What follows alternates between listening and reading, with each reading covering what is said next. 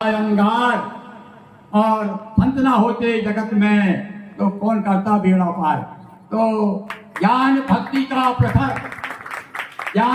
का प्रखर सूर्य अपनी किरणों के द्वारा रहा काटता सदा अग्रता की अंधेरी तारा।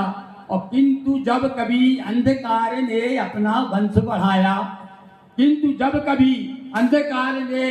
वंश बढ़ाया तब साधु संत ने आकर उजियारा फैलाया।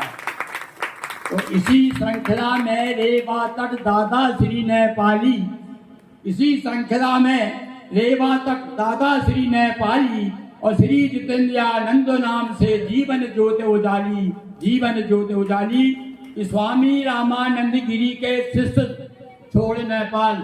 ये देखिए, ये हमारी नर्मदा मैया का गौरव कितना है। देखिए उनकी कृपा देखिए। एक बार आज से लगभग 1200 साल पहले केरल प्रांत से जगत गुरु शंकराचार्य एक 12-13 साल का बच्चा पैदल आया था यहाँ पर, और अब हमारे बीच में नेपाल से पधारे हुए जो नर्मदा जी के तट पर नर्मदा जी सेवा कर रहे हैं। तो स्वामी रामचंद्र गिरी के शिष्य छोड़ नेपाल और श्री नर्मदा मैया आश्रम को कर रहे निहाल।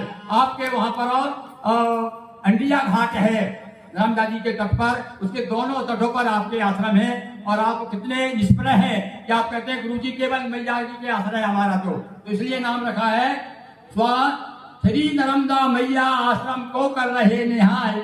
और आश्रम देव घाट का त्यागार अमे अंडिया घाट। आपका भी वहां पर नेपाल में देव आश्रम था।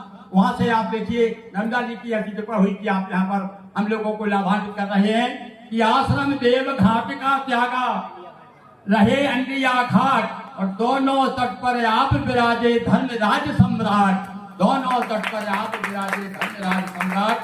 और दो पंक्तियां अंतिम। प्रवचनों के द्वारा दे शास्त्र का सार।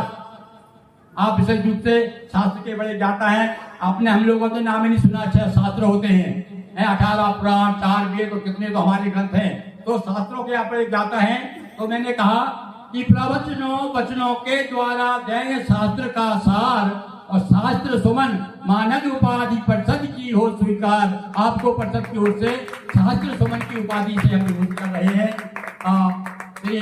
आचार्य श्री देवी जी भी आता है और हमारे साथी हरि सिंह जी और ये बालिका शैलजा गुरु सब मिलकर आ जाए। स्वामी जी का हम लोग सम्मान करेंगे।